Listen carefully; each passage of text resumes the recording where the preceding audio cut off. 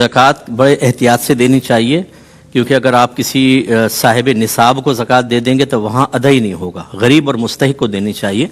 और अगर आप ये फ़ैसला करने से आरी हैं, तज़ब्ज़ुब के आलम में हैं, तो गौर करें, कोई काबिल एतमाद ऑर्गेनाइजेशन हो, शख्सियत हो, जैसे कोई आलिम दीन है, कोई है जिनके बारे में आपको कामिल यकीन है कि सही मकाम पे खर्च कर देंगे, उनको वकील बना दें। ये बेस्ट वे होता है। और वरना फिर आप अच्छी तरह इत्मीनान क़ल्ब करें। अगर आपका दिल किसी पर मुतमईन नहीं हो रहा तो हरगिज़ ना दें।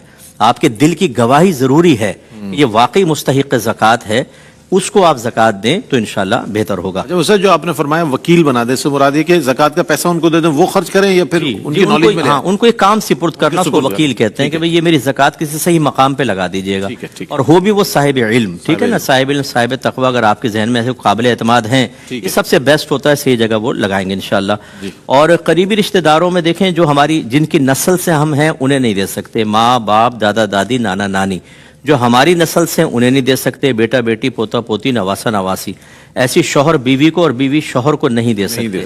ऐसे ही हाशमी सैयद को नहीं दे सकते, और ये ऐसे ही गनी को नहीं दे सकते जो पहली मालिक निसाब है। इनके अलावा बाकी सबको दे सकते हैं।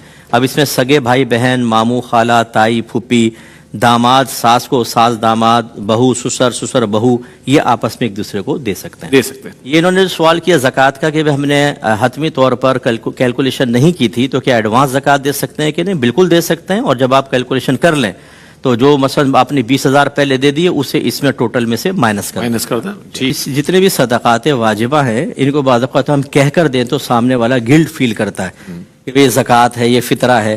तो उलमा ने फरमाया कि दिल में नियत ज़कात फितरे की कर लें, ज़बान से चाहे ईदी कह के दे दें, गिफ्ट कह के दे दें, तोहफा कह के दे दें, वो अदा भी हो जाएंगे और इंशाअल्लाह अल्लाह की उम्मीद है कि अल्लाह ताला कबूल भी फरमाए। अच्छा, यही हुक्म क्या कि सब ज़कात के लिए भी इसी तरह है कि किसी को गिफ्ट के तौर पर अगर दे दिया तो क्या ज़कात अदा हो जाएगी? नहीं, गिफ्ट के तौर पर देंगे नहीं, दिल में नियत ज़कात की अदायगी की होगी। ज़बान से आप गिफ्ट कह सकते हैं, ज़बान से गिफ्ट है, ईदी है कहकर दे दें, बिल्कुल अदा हो जाएगी। और गैर सुन्नत गैर मुअक्कदा की अदायगी का तरीका यह है कि इसमें पहली और तीसरी में सना पड़ी जाएगी, और दूसरी में जब आप कादा में बैठते हैं दूसरी के बाद, तो अत्तहियात के बाद दुरूद पाक भी पढ़ा जाएगा। दुआ पढ़ दें तब भी कोई मसला नहीं, लेकिन दुरूद पाक तक पढ़ें, ये सुन्नत गैर मुअक्कदा का तरीका है।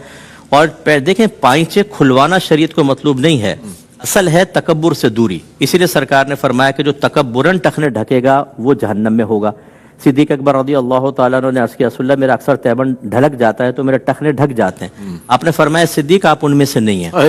तो इसलिए अब फर्ज कर ले मैं सॉक्स पहन के नमाज पढ़ रहा हूँ और पाइचे फोल्ड कर लिए, टखने तो अब भी ढके पड़े, तो ये नहीं होता। असल में पाइचे फोल्ड नहीं करने चाहिए, ये कोशिश करें, क्योंकि उल्टा कपड़ा पहन के नबी करीम ने नमाज पढ़ने से मना फरमाया।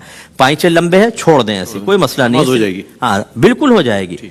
वो तो बिल्कुल नमाज में तो मसला ही नहीं है, सिर्फ ये है कि मकरूह होगी कि नहीं होगी। आज लोगों ने इस पर बड़ी सख्ती भी की मुफ्ती, इसलिए लोगों के ज़हन में सवाल आता है। जी हाँ, ये कोई सख्ती की बात नहीं है। जैसे मैंने अभी मोज़ों का अर्ज किया, सर्दियों के अंदर तो सारे मोज़े पहन के नमाज टखने ढके हुए, ये नहीं होता। तो इसलिए फोल्ड ना करें, या तो छोटी पैंट बनाएं टखनों से ऊंची, और वो हो नहीं सकती तो, और या फिर उसको टखने खुले टखने ढक के आप नमाज पढ़ लें। दिल में तकब्बुर नहीं होना चाहिए, इंशाल्लाह आपकी नमाज भी हो जाएगी और बिला कराहत हो जाएगी। ठीक।